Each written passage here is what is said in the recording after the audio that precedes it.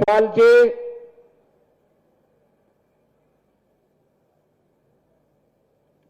विधान परिषद सदस्य और भारतीय जनता पार्टी के प्रदेश के महामंत्री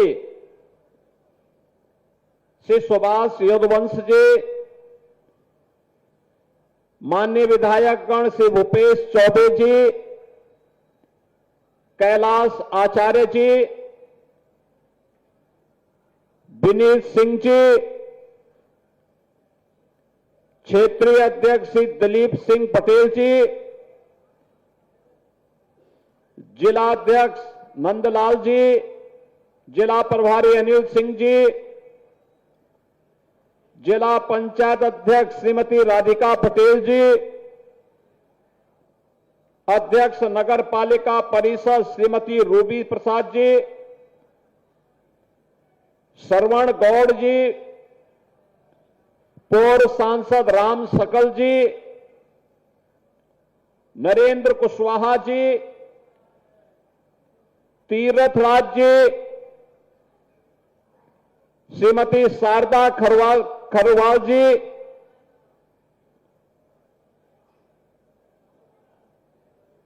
विनोद खरवार जी, जीतलाल खरवार जी, अमरीश चेरो जी, भारी संख्या में उपस्थित जनजातीय गौरव दिवस कार्यक्रम में उपस्थित सोनभद्र के मेरे सभी उपस्थित बहनों और भाइयों, उत्तर प्रदेश की ऊर्जा राजधानी के रूप में जाने जाने वाले,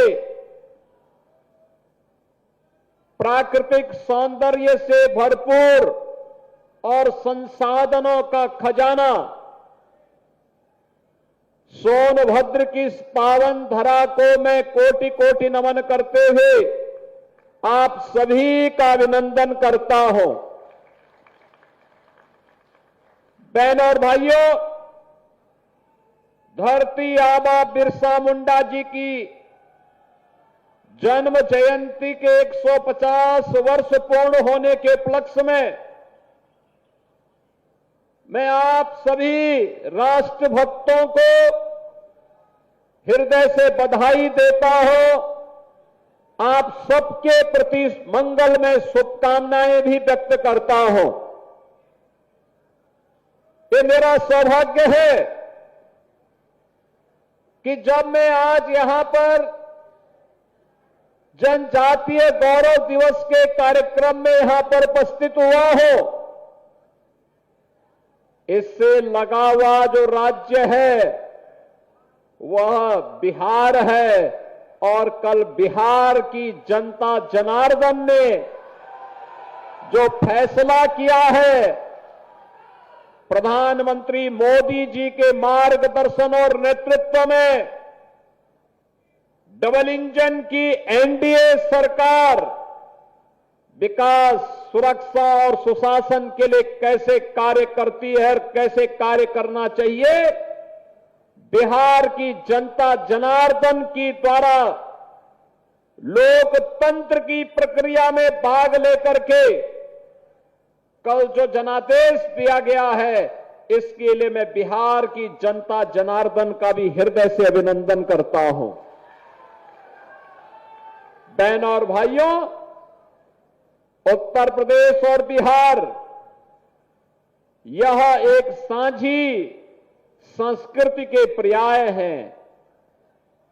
प्रभु राम और माता जानकी का पवित्र संबंध जितना अटूट है, उतना ही उत्तर प्रदेश और बिहार का संबंध भी अटूट है, मजबूत है।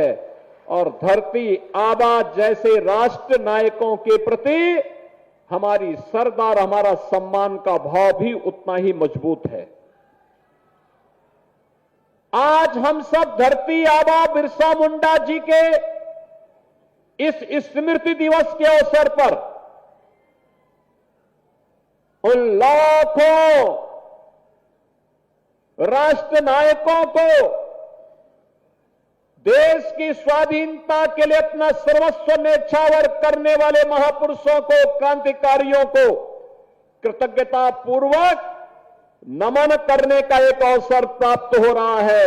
और मेरा सौभाग्य है कि अभी मंच पर मैंने तमाम आजादी की लड़ाई में जिन लोगों ने योगदान दिया था उनके वर्तमान वंशजों को सम्मान भी दिया है और जमीन का पट्टा भी वनाधिकार कानून के अंतर्गत उन्हें उपलब्ध करवाने का काम किया है।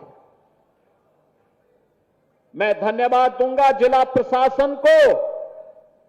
उन्होंने सोनभद्र के विकास से जुड़े हुए यहां के पर्यटन के केंद्रों को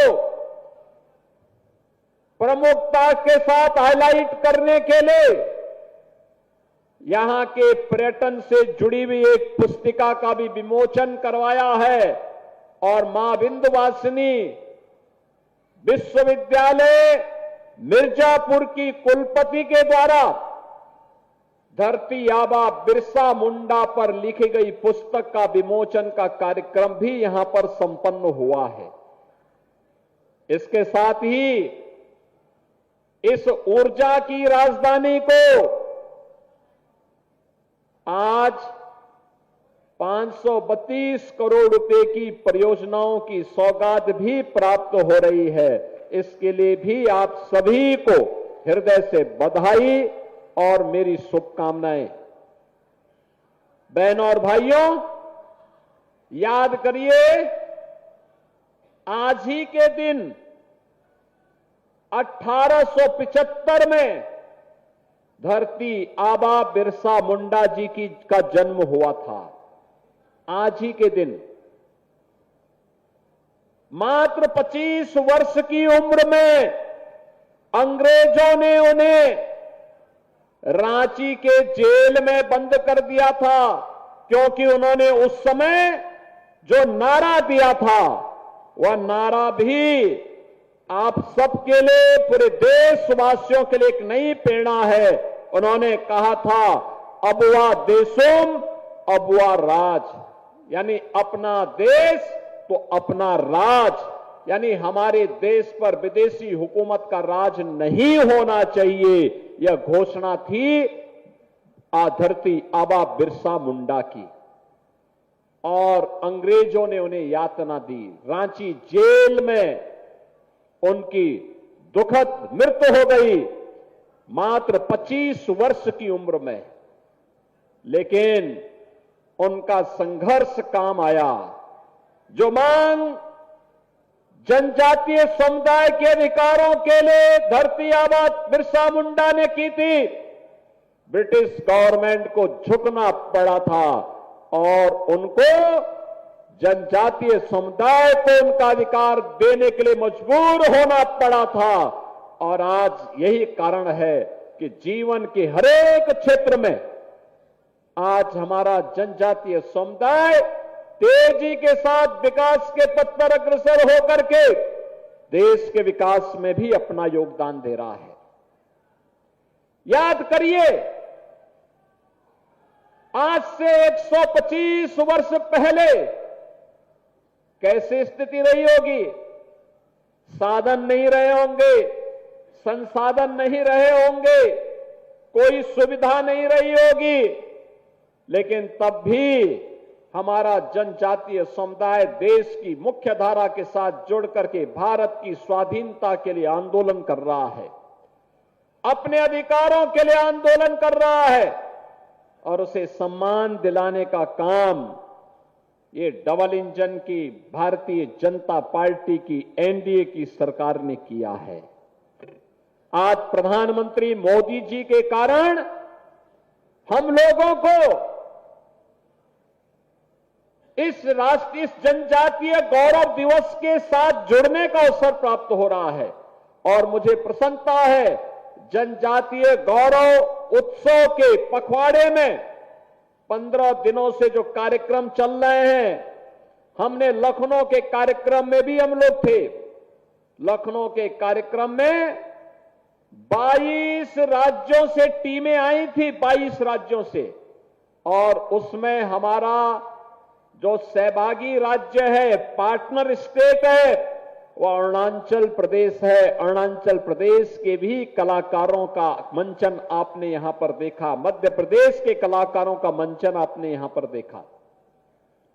बहनों और भाइयों, अपने पुराने वाद्य से, पुरानी कला के माध्यम से लोक कला, लोक संस्कृति को जीवंत बना करके, पुराने वाद्यों को जीवंत बना करके हमारे जनजातीय समुदाय ने भारत की लोक गाथा और भारत की लोक परंपरा को जीवंत बना करके उसे आगे बढ़ाने का काम किया।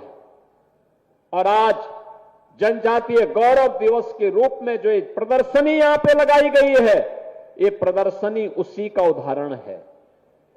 ये प्रदर्शनी में जनजातीय गौरव से जुड़े हुए उनके सभी प्रकार से जुड़े हुए उनके जितने भी वाद्य हैं, उनके उस क्षेत्र में प्रचलित जो भी अन्य सामग्री है, उन्हें वहां पर स्थापित किया गया है। और हमारे लिए, मैं इस बात के लिए गौरव की अनुभूति करता हूं कि डबल इंजन की भारतीय जनता पार्टी की सरकार ने जनजातीय गौरव के संरक्षण करने के लिए बलरामपुर जनपद के मिलिया कोडन में हम लोगों ने एक जनजातीय म्यूजियम की स्थापना भी की है और वहां पे छात्रावास की स्थापना भी की है। इसी प्रकार की जनजातीय गौरव की भी म्यूजियम की स्थापना का कार्य हम लोग इस कमिश्नरी में भी करने जा रहे हैं। बहनों और भाइयों, जिससे जनजातीय गौरव से जुड़ी हुई धरोहर हम सब के लिए एक प्रेरणा बन सके। और वैसे भी जब हम सोनभद्र की बात करते हैं, आप याद करिए, यहां के सलखन फासिल पार्क कहते हैं 140 करोड़ वर्ष प्राचीन जीवाश्म के अवशेष उसमें मिले हैं। आप सोचो, 140 करोड़ वर्ष पहले। दुनिया का इतिहास क्या है, उंगलियों में गिना जा सकता है, लेकिन 140 करोड़ वर्ष पहले के जीवाश्म यहां के जो भी सलखन फासिल पार्क में यहां पर आज भी यहां पर मौजूद हो सकते हैं। दुनिया के पर्यटकों को यहां आकर्षित इसके माध्यम से किया जा सकता है और इसीलिए यूनेस्को ने इसे विश्व धरोहर की सूची में शामिल करने का कार्य भी किया है। बहनों और भाइयों, ये यूनेस्को ने भी इसको मान्यता दी है और यही कारण है जनपद में आज भी स्पिरिचुअल टूरिज्म के दृष्टि से शिवद्वार पंचमुखी महादेव हैं, कंटाकोट महादेव हैं, ज्वालामुखी शक्तिपीठ है, मुक्खा फाल है, हाथी नाला है और बायोडायवर्सिटी पार्क इत्यादि ये स्थल भी यहां पर मौजूद हैं।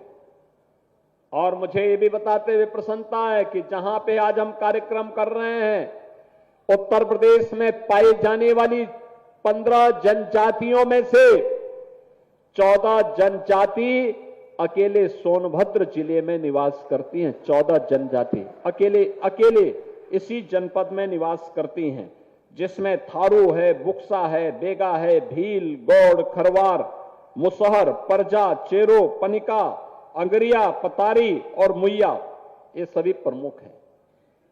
बहनों और भाइयों, देश में सर्वाधिक जनजातियां अगर किसी एक जनपद में निवास करती हैं तो वह हमारे सोनभद्र जनपद में निवास करती हैं, जिनकी संख्या 4 लाख से अधिक अकेले सोनभद्र जनपद में है।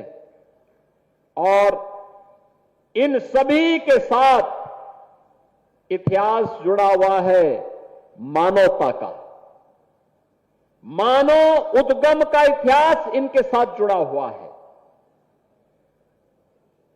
इसलिए मैं इस पावन धरा को नमन करता हूं। आप सभी का यहां के जितने भी हमारे जनजातीय बहन और भाई हैं, इन सब का मैं हृदय से अभिनंदन करता हूं और आज के दिवस की इन्हें अपनी शुभकामनाएं भी देता हूं।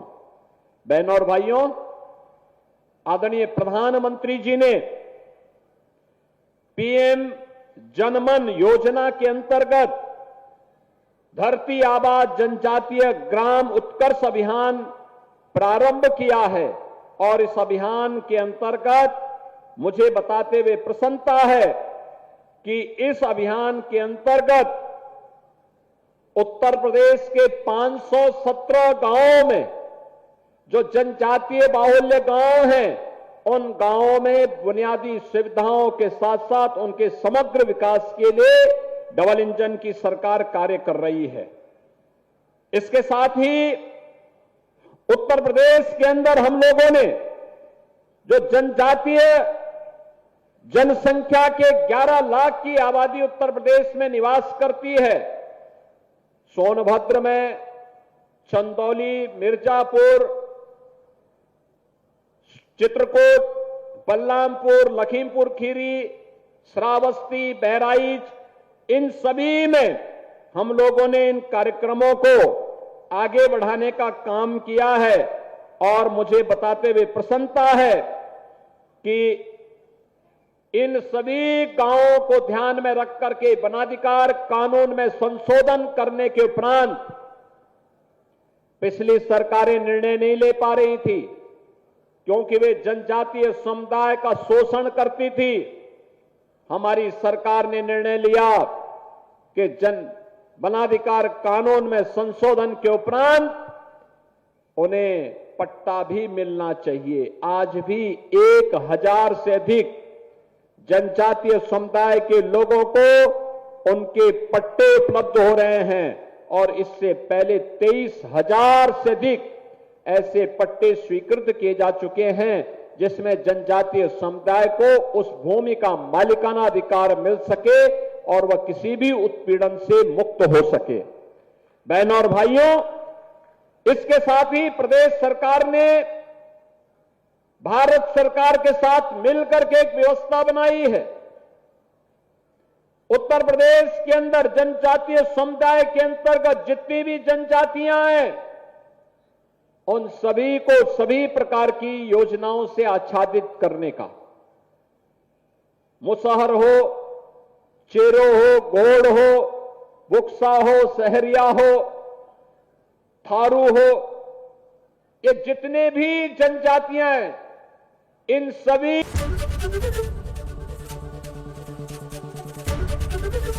एबीपी गंगा, खबर आपकी, जुबान आपकी।